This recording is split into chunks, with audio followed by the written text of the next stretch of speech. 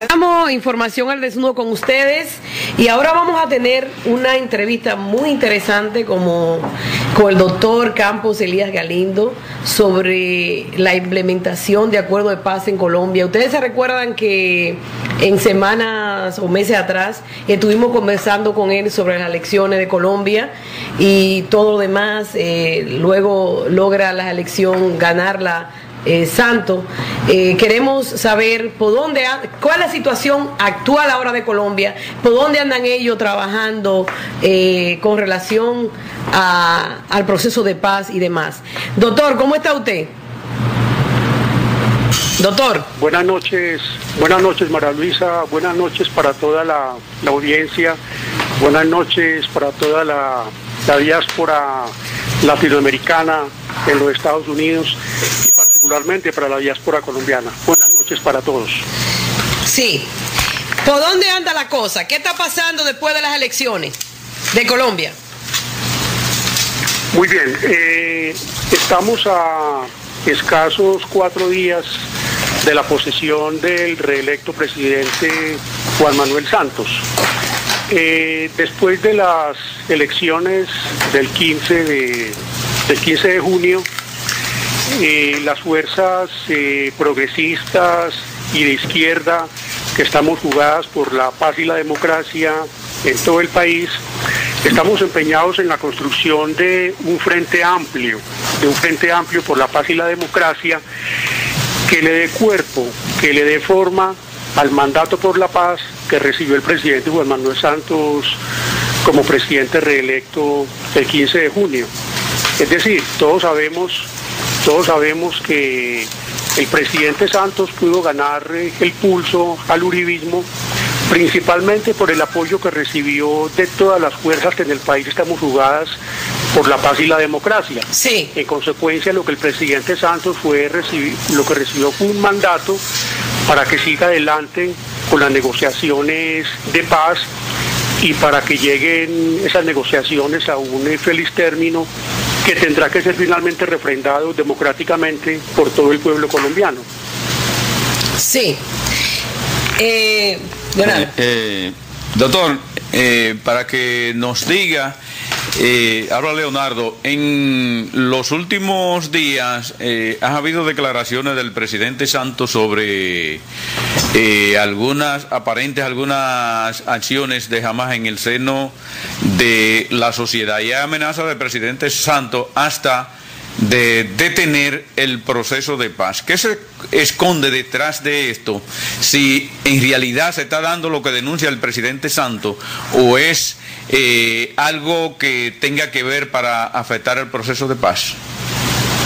A ver, tenemos que entender que estamos ya en la recta final de esa negociación. Sí.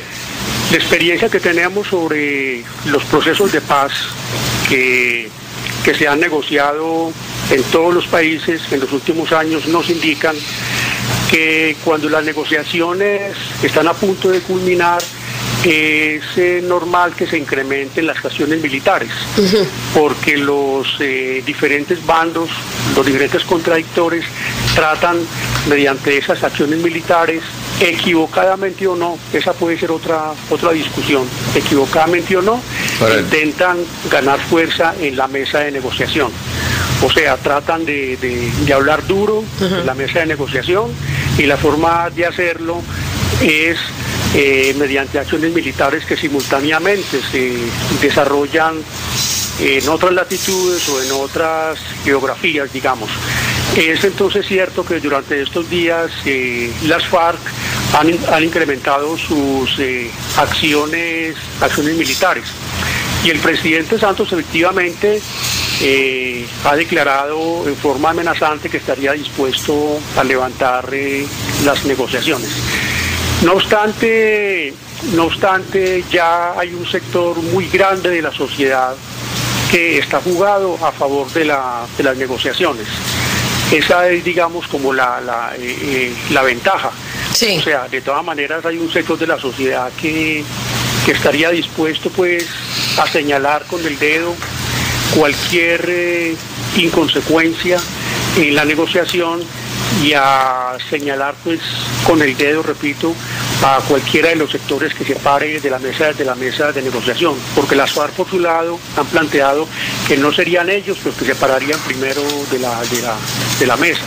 En realidad pues hay una situación delicada, pero consideramos que es una situación que poco a poco está volviendo a la normalidad, con base en la intervención de sectores de la sociedad muy importantes, entre ellos la Iglesia Católica, por ejemplo.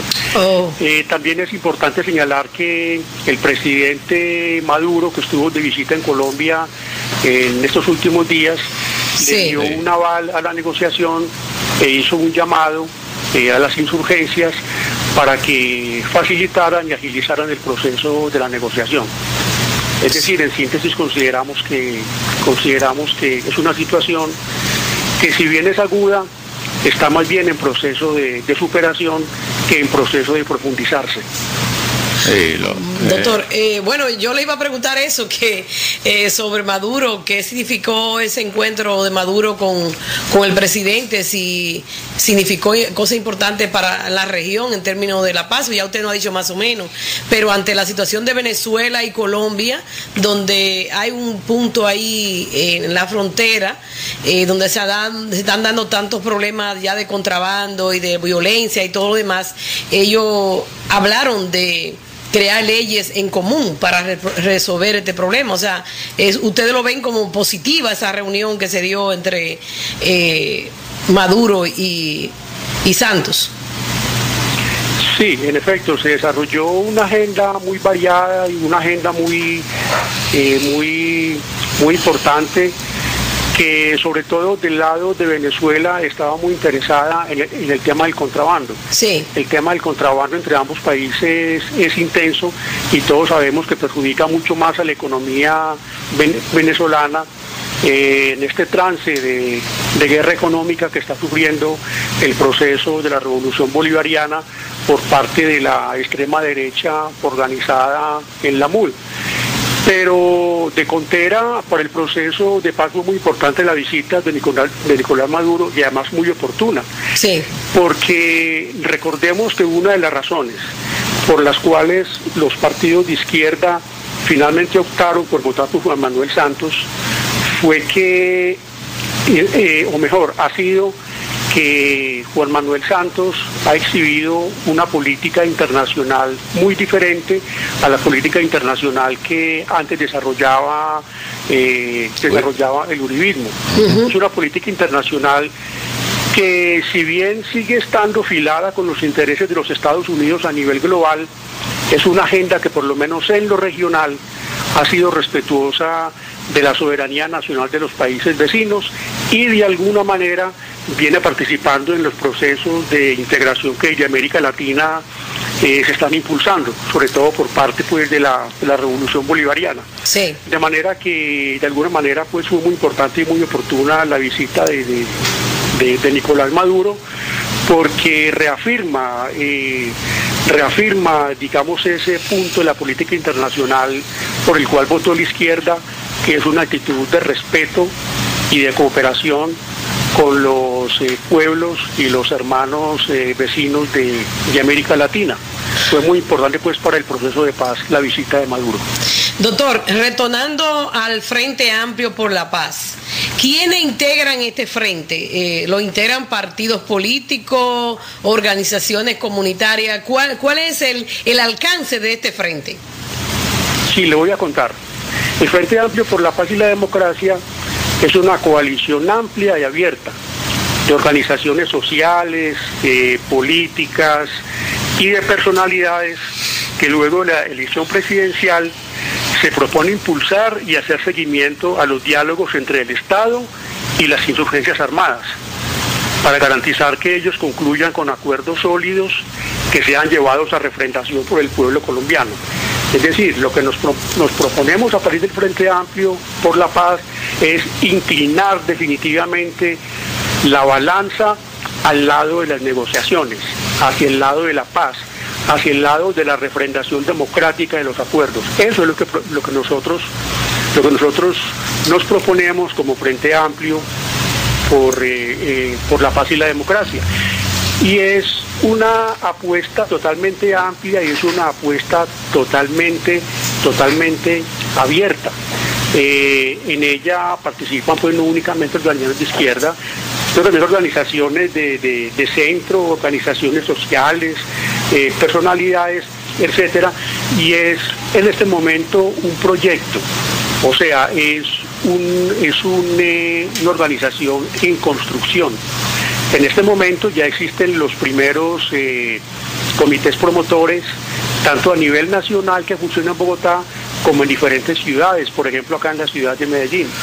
De manera que el alcance del Frente Amplio es un alcance totalmente unitario, totalmente amplio, totalmente abierto para todas las organizaciones y personas que estén dispuestas en este momento de la vida del país a jugar del lado de la paz y del lado de la democracia. Eso quiere decir que ustedes, todas esas organizaciones, tienen una agenda en común, tienen una discusión de agenda en común. Sí, eso quiere decir que tenemos un programa. Okay. O sea, que tenemos una plataforma política que nos identifica. Esa plataforma política pues se constituye en su primera parte por lo que es el respaldo a las mesas de diálogo con las insurgencias. Sí. También estamos luchando por un cese bilateral de fuegos, que es muy necesario en este momento de la etapa final de la negociación, porque eso es lo que crea el ambiente para que los acuerdos finales se logren, ¿cierto? Sí. Porque como usted me hacía ahora la pregunta o el comentario de si había acciones militares que daban pie a amenazas de levantarse de la mesa, precisamente eso es lo que plantea la necesidad en esta etapa final de un cese bilateral de fuegos para que las acciones militares no alteren los resultados de la negociación. Bien, tenemos otros puntos en esa plataforma, como son la participación de las víctimas en el proceso de negociación, pero las víctimas de todos los actores armados. Sí. ¿Sí? La vigencia plena de los derechos humanos, la defensa del patrimonio público, es decir, una gran cantidad de reivindicaciones que también son de tipo democrático, porque si el conflicto armado colombiano está hecho de exclusiones y está hecho de vejaciones, no de otra manera puede llegar la paz al país, sino de la mano de las reformas democráticas. Sí, ¿cierto? Sí. Así es. Doctor, ¿cómo es visto este proceso, esta agenda, digamos, del gobierno, la guerrilla y el apoyo de organizaciones de izquierda? ¿Cómo es visto esto por la ultraderecha, el uribismo y todo lo que se parecen al uribismo? Y además la ultraderecha internacional. ¿Cómo ven esto en el seno de la sociedad colombiana? A ver, el frente... en primer lugar, está en construcción. Sí. En segundo lugar, es una construcción totalmente abierta, que, como le decía, es una convocatoria dirigida a los sectores de la sociedad que en este momento se la juegan por la paz y por la democracia. Los sectores del uribismo han puesto oídos sordos, pero era de esperarse, han puesto oídos sordos al llamado por la paz y la democracia que estamos haciendo desde el Frente Amplio. Todos sabemos que el uribismo, y principalmente ahora que tiene una bancada importante en el Congreso de la República, tiene como una de sus consignas poner zancadillas a la negociación, poner zancadillas al proceso de paz, y siguen proponiendo que el gobierno de Santos se levante de la mesa de negociación y que haga a la insurgencia unas exigencias que todos sabemos que son imposibles. Sí. Y que en últimas lo que esconden es la intención de que ese proceso de negociación fracase. Por ejemplo, una de las propuestas que vienen agitando durante estos días como bancada dentro del Senado y la Cámara es que se cree un tribunal militar ad hoc que revise todas las sentencias que se han producido por la justicia ordinaria contra los militares desde 1980. O sea, el uribismo se sigue comportando tanto a nivel de la sociedad como dentro del Congreso en una fuerza que se la quiere jugar es por la impunidad de los militares. Pero ya todos sabemos que de lo que se trata, o mejor, la intención del uribismo es buscarle enemigos al presidente Santos dentro de los cuarteles. O sea, tratar de que un sector del ejército se ponga del lado del uribismo y efectivamente contribuya a echar a pique el proceso de las negociaciones de paz. Dividirlo para que pierda fuerza. Efectivamente, todos sabemos en Colombia que las Fuerzas Armadas son, por así decirlo, el eslabón más débil de un proceso de negociación. O sea, por tradición, por doctrina, por formación, por muchos factores, las Fuerzas Armadas han sido siempre un hueso duro de roer para todos los actores sociales que han querido pacificar a Colombia en todas las épocas. Sí, por la formación que tienen, una formación, una Fuerza Armada que a lo mejor, no sé si yo estoy equivocada en eso, pero una Fuerza Armada que tiene la formación de atacar todo lo que se llama pueblo, todo lo que se le llame, que ellos le llamen comunismo, que le llamen socialismo y demás. Ideológicamente están formados. Ideológicamente están formados, eso es lo que yo pienso. Sí, es una Fuerza Armada que ha recibido su formación y su doctrina básicamente del Pentágono. Sí. Entonces todavía practican las teorías de la Guerra Fría. Por ejemplo, la teoría del enemigo interno, ¿no? Sí. Que por ejemplo fue desempolvada y muy bien puesta en vigencia nuevamente por el presidente Uribe. Entonces todavía piensan que dentro del país hay un enemigo interno, que hay que combatirlo. Todavía piensan que los demócratas somos una especie de brazo armado de la guerrilla, etcétera, etcétera. O sea, todas las viejas teorías de la Guerra Fría a partir de la formación que recibieron del Pentágono. Sí. Bueno, doctor, no sé si Leonardo tiene alguna pregunta, pero interesantísimo todo esto. Vamos a seguir de cerca ese proceso que ustedes están iniciando y ver hasta dónde Colombia se compromete, el pueblo en general se compromete con ese nuevo proceso para lograr finalmente la paz en Colombia. Gracias. La apuesta pues quiero reiterar en ese momento. Por la paz y por la democracia es realmente la apuesta por el frente amplio.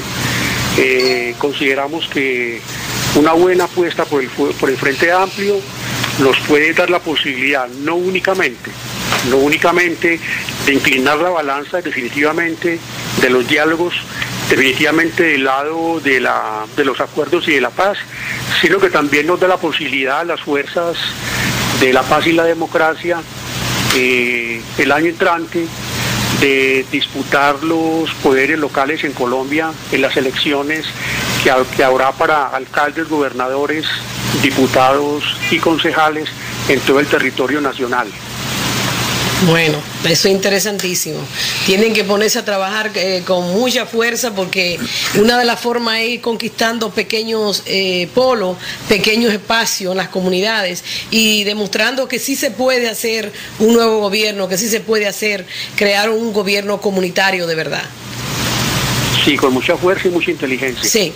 Gracias, doctor. Muchísimas gracias. Muy amable a todos. Gracias a la audiencia. Gracias a Información al Desnudo. Gracias a todos. Hasta la próxima. Gracias, doctor. Muchas gracias. Estaremos siempre para que nos oriente sobre la situación que pasa en Colombia y parte de la región también.